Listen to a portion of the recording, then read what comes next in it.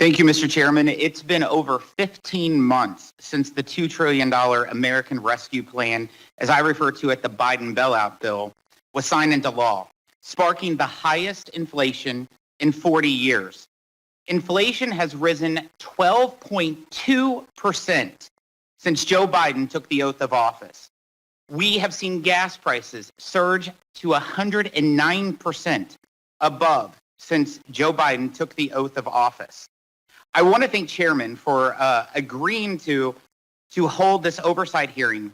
We've been asking for it for some time, and yet this oversight hearing undercut by the fact that President Biden's rescue czar, Gene Sperling, and Treasury Secretary Yellen are not here.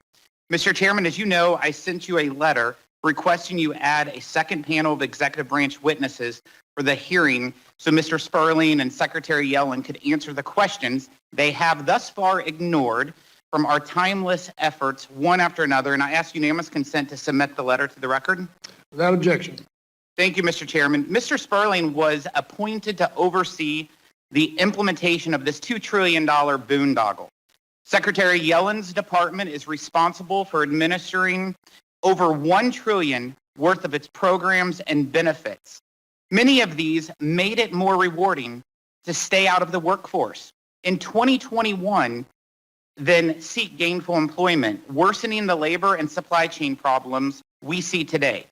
For over a year, we have cataloged numerous examples of ridiculous waste of federal tax dollars from the American Rescue Plan, $1,400 stimulus checks to Japanese citizens living in Japan, $783 million to checks to prisoners, $2 million to purchase a ski area, $140 million for luxury hotel developments in Florida, $20 million to modernize fish hatcheries in Maine, $4 million for a bird sanctuary, $2 million for a golf course.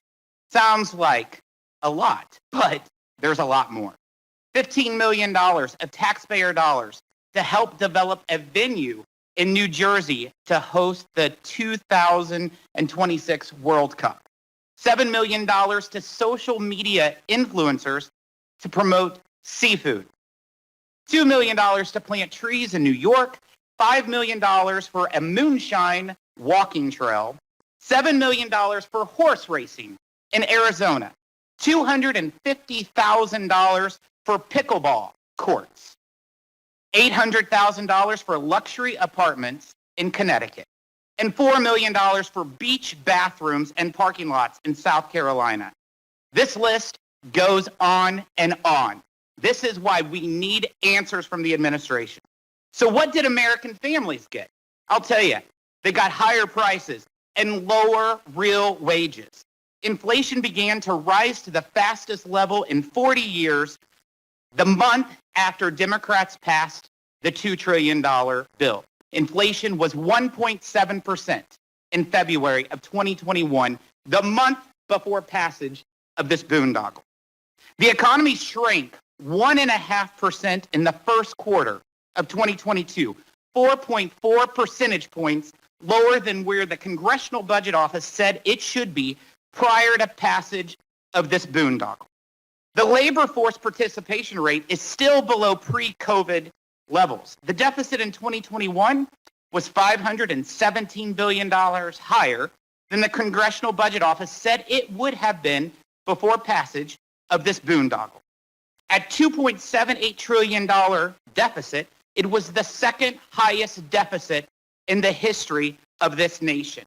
Interest rates are rising faster than it has seen in 30 years. When Joe Biden took office, the CBO predicted no tax rates until 2024.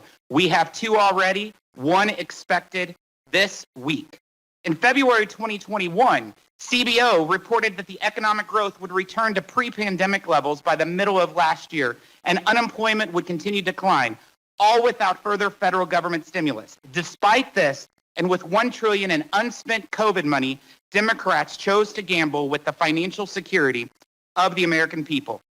Our Democrat colleagues are holding this hearing to take a victory lap which shows just how out of touch they are with what real Americans are facing with uncontrollable inflation. I yield back.